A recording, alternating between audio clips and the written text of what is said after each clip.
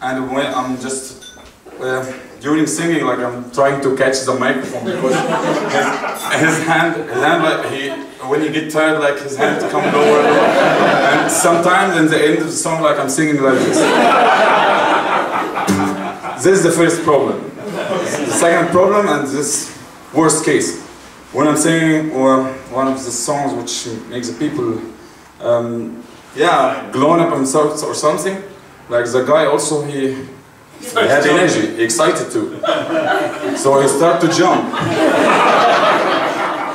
So I have to jump with him. And I have to keep the rhythm and to keep the tempo with his jump. So the situation wasn't easy at all to sing, but I found my way to, Tell them the first time the PA came. Because one of the crazy things, no one knew where the PAs came from in Tahrir, right? It took me 2 years to understand why stages suddenly appeared out of nowhere. And how PAs, turns out a lot of the unions or different organizations had their own PAs for parties and rallies and stuff. And they just brought them and left them in Tahrir. But the first time, right, it was with you. The first stage. When people would travel around Tahrir preaching, so to speak, politically, followed by these poor guys carrying the amps and the PA, rolling another guy carrying the generator or the battery. And the first time they came around, he was just sitting there in by a tent, you know, with people gathered around, right? And they came by and liked him, and then suddenly put the mic by his guitar, and poof! Suddenly Tahrir, the whole of Tahrir heard probably your help, right? That was my first time to, I'll tell you step by step how this moment came. I joined the square in 31st January, and it was very weird for the people to find a guy with a ponytail and guitar in the square, and I will never forget how they looks at me. Their eyes were very angry for me, but no one said anything for me. But I started to be shy, and I started to hide my guitar. I was only with one of my friends who joined my trip from Mansoura, my city, to Cairo, to Tahrir. And we joined the square on this day in the morning, very early, and it was very boring because nothing happened in this day. It was just like a rest. And like the Tahrir receiving people from all the countries in Egypt. And at 7 p.m. My friend Ahmed, he asked me like, Ramy, at least sing for me, it's very boring to stay like this. Then I started to sing only for him, and some people started to listen, came, they loved the music, and they started gathering to like 50, 100, and it was unplugged, no power, so the guitar in open area was crowded, so it's very hard to reach like more than 100 people. So, when I found that people loved the songs, I started to be more brave. Then I moved to another place, and also I stepped on the ground and singing again. Then I started to be more brave. Then I decided to stand in the center of the square and to sing.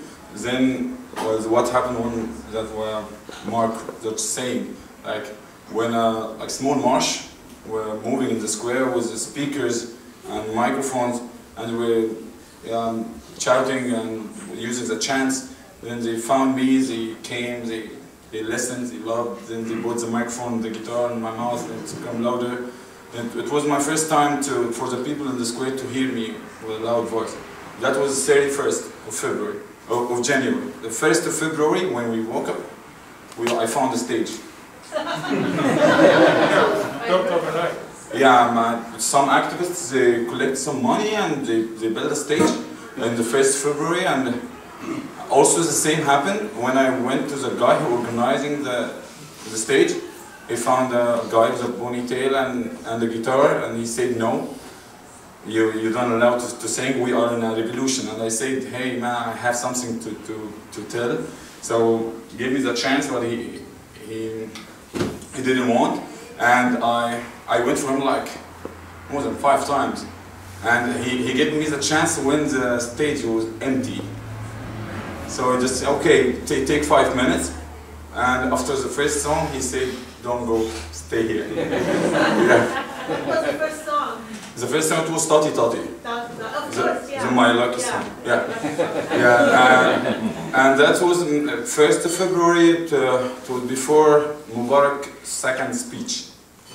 This speech was very emotional speech, and he reached most of the Egyptian people in their homes. And I think most of the people in the squares, they start to receive like calls from their parents. Hey, he promised that everything will be fine. Leave the square, leave the streets, and stop protesting.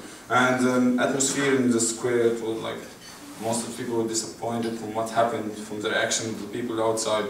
And it was the first time to go back to the stage and to sing Irhal, the anthem of the 18 days.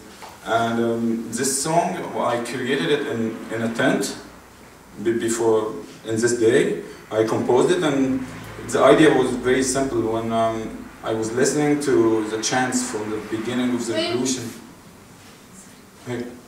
yeah, from the beginning of the revolution, the people like repeating the chants in the same way. It was, as an artist, it was boring for me. Like I want to put it in a song, because I believe in how much the music is powerful and can affect people more, can reach people more.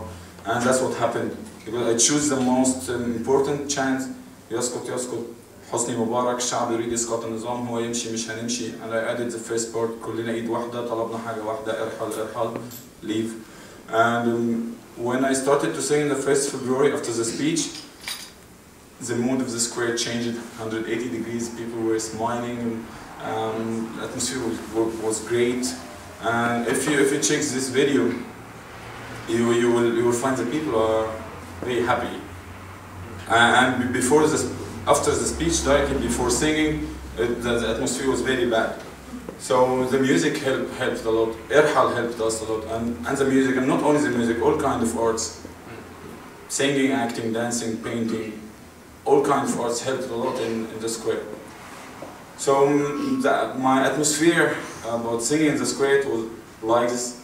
And I was a little bit lucky to start my music career, singing for hundreds of thousands of people. And I was 23 years old this time. Yeah. Aren't you the rock musician who's had the biggest audience ever? I mean, there was one time 500,000 people.